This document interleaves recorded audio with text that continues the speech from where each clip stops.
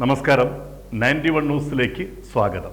2029 അതായത് കേവലം 4 വർഷത്തിനകത്ത് 350 മീറ്റർ വലിപ്പമുള്ള ഒരു ഉൽക്ക, ഏകദേശം 3 മുറിയുള്ള ഒരു വീടിൻ്റെ അത്രയും വിസ്തീർണമുള്ളൊരു പാറക്കല്ല് ഭൂമിക്ക് മുകളിലേക്ക് വീഴും.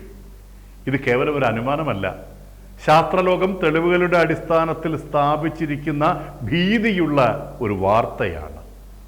66 ദശലക്ഷം വർഷം മുൻപ് സംഭവിച്ച ഉൽക്കാപതനത്തിലാണ് ഭൂമിയെ അടക്കി വാണിരുന്ന ദിനോസറുകൾ മുഴുവൻ നശിക്കുകയും ഹിമയുഗത്തിലേക്ക് ഭൂമി പോയതും.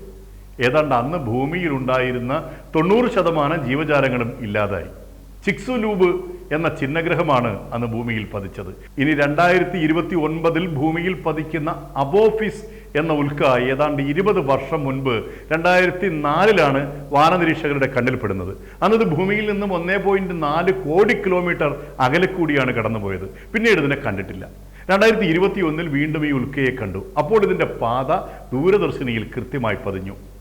2004 കണ്ടതിനേക്കാൾ ഭൂമിയുടെ വളരെ അടുത്തായാണ് പിന്നീട് ഇതിനെ കാണുന്നത്. 2029 ഇത് ഭൂമിക്ക് 30,000 കിലോമീറ്റർ അടുത്തെത്തും. ഈ ഉൽക്ക അത്ര നിസ്സാരക്കാരനല്ല. ഭൂമിയുടെ അന്തരീക്ഷത്തിലേക്ക് വന്നാൽ മുഴുവനായി ഇത് കത്തിത്തീരില്ല. വലിയൊരു ഭാഗം ഭൂമിയിലേക്ക് വീഴും. അതായത് നല്ലൊരു കൂട്ടിയിടി നടക്കും. അങ്ങനെ സംഭവിച്ചാൽ ഭൂമിയുടെ വലിയൊരു ഭാഗം തകർന്നു പോകും. അത് എത്രത്തോളം എന്നത് പ്രവചന അതീതമാണ്. ചെറുതും വലുതുമായ ഉൽക്കകൾ ദിവസേന ബഹിരാകാശത്ത് സഞ്ചരിക്കുന്നുണ്ട്. അത് ഭൂമിയിൽ ദിവസവും വീഴുന്നുമുണ്ട്. ഭൂമിയിൽ ഉൽക്കകൾ വീഴാത്ത ഒരു ദിവസം പോലും കടന്നു പോയിട്ടില്ല. പക്ഷേ അവയൊക്കെ അന്തരീക്ഷത്തിൽ വെച്ച് കത്തിപ്പോവുകയാണ് പതിവ്. ഇങ്ങനെ കത്തി അമരുന്നതാണ് നാം പലപ്പോഴും കൊള്ളിയാനായി കാണുന്നത്. ഈ ഭീമൻ ഉൽക്കയുടെ മറ്റൊരു അപകടം, ഇത് കടന്നു പോകുന്നത് ബഹിരാകാശത്ത് സഞ്ചരിച്ചു കൊണ്ടിരിക്കുന്ന ആയിരക്കണക്കിന് കൃത്രിമ ഉപഗ്രഹങ്ങളുടെ സമീപത്ത് കൂടിയാണ്. വിവിധ ആവശ്യങ്ങൾക്കായി മനുഷ്യൻ അയച്ച കൃത്രിമ ഉപഗ്രഹങ്ങളാണിത്. വാർത്താവിനിമയം മുതൽ കാലാവസ്ഥ പഠനം വരെയുള്ളവ ഇതിൽപ്പെടുന്നു. ഇവയൊക്കെ തട്ടിത്തെറിപ്പിച്ച് നശിപ്പിക്കാൻ ഇതിന് കഴിയും. അങ്ങനെ സംഭവിച്ചാൽ അത് ഭൂമിയിൽ വൻ ദുരന്തം സൃഷ്ടിക്കും. പതിറ്റാണ്ടുകൾ മനുഷ്യരാശിയെ തന്നെ പിറകോട്ട് അടുപ്പിക്കും. അപകടകാരിയായ ഉൽക്കയെ നേരിടാൻ യൂറോപ്യൻ യൂണിയൻ ബഹിരാകാശ ഏജൻസി ഒരു പേടകം നിർമ്മിക്കുവാനുള്ള ഒരുക്കത്തിലാണ്. അടുത്ത വർഷം അത് പൂർത്തിയാകും എന്നാണ് പ്രതീക്ഷിക്കുന്നത്. ഈ പേടകം നിക്ഷേപിച്ചു കഴിഞ്ഞാൽ അത് ഈ ഉൽക്കയെ ഇങ്ങനെ പിന്തുടർന്നുകൊണ്ടേയിരിക്കും. അപകടകരമായ രീതിയിലെത്തിയാൽ ഭൂമിയിലെ നിയന്ത്രണ കേന്ദ്രത്തിൽ നിന്നുള്ള നിർദ്ദേശപ്രകാരം ഈ പേടകം ഉൽക്കയെ ദിശ മാറ്റി വിടുകയോ വേണ്ടി വന്നാൽ ഇടിച്ചു തെറിപ്പിക്കുകയോ ചെയ്യും. അങ്ങനെയാണ് ശാസ്ത്രജ്ഞന്മാർ വിശ്വസിക്കുന്നത്. ഇത്തരം പരീക്ഷണങ്ങൾ ഇതിനു മുൻപും ഉണ്ടായിട്ടുണ്ട്.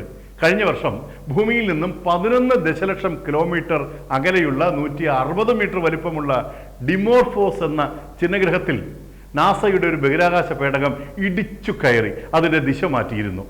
പേര് ചിഹ്നനെന്നാണെങ്കിലും ഭൂമിയിലെ മനുഷ്യനെ സംബന്ധിച്ച് ഇവൻ ചെറിയവനല്ല, വമ്പനാണ്.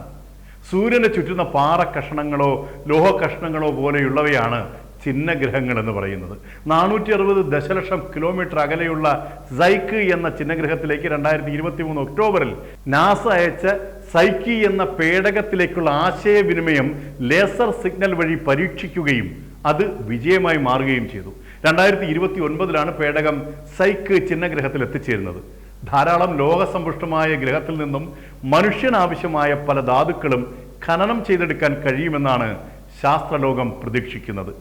ചിഹ്നഗ്രഹങ്ങൾ അപോഫീസിനെ പോലെ അപൂർവമായി മനുഷ്യനെ ഭീഷണിപ്പെടുത്തുന്നുണ്ടെങ്കിലും മനുഷ്യന്റെ ഭാവിയും ഈ ചിഹ്നഗ്രഹങ്ങളുമായി ബന്ധപ്പെട്ടാണ് ഇരിക്കുന്നതെന്ന് ശാസ്ത്രലോകം ചൂണ്ടിക്കാണിക്കുന്നു.